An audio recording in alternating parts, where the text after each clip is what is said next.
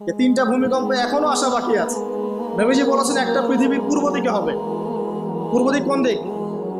এই যে Indonesia, Malaysia, Bangladesh, Pakistan, Myanmar, আপনার শ্রীলঙ্কা, এই পুরো কন্টিনেন্ট পূর্ব দিক, পৃথিবীর পূর্ব দিক। কোন কান্ট্রি এটা তো বলা হয়নি, পূর্ব দিক বলা হয়েছে। এবং এখানে ভূমিকম্প বলা হচ্ছে না, বলা হচ্ছে ভূমি ধসে যাবে, মানে পুরো ভূমিটা নিচে চলে যাবে। এখন যারা এগুলো নিয়ে গবেষণা করেন তারাও কিন্তু সেম কথাই বলছেন, খেয়াল করে দেখেন। তারা হয়তো বিজ্ঞান দিয়ে ব্যাখ্যা করছেন, কিন্তু হাদিসে কিন্তু এটা বলা আছে। আরেকটা হচ্ছে পৃথিবীর পশ্চিম দিকে।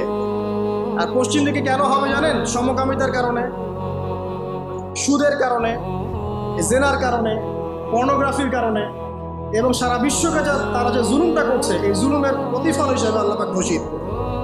এর কোনো অস্তিত্বই থাকবে না। এখন মনে হচ্ছে না যে পুরো সারা ওয়ার্ল্ডকে রুল করছে, অস্তিত্বই থাকবে। ভূমিধস।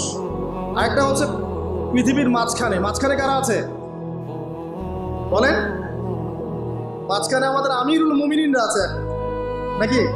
যারা গান বাজনাকে উন্মুক্ত করে দিচ্ছে, যারা পর্দার শিথিলতা নিয়ে আসছে, হ্যাঁ, যারা ইসরায়েলের সাথে আতাত করছে, এরা আছে, আমিরুল মুমিনিনরা আছে।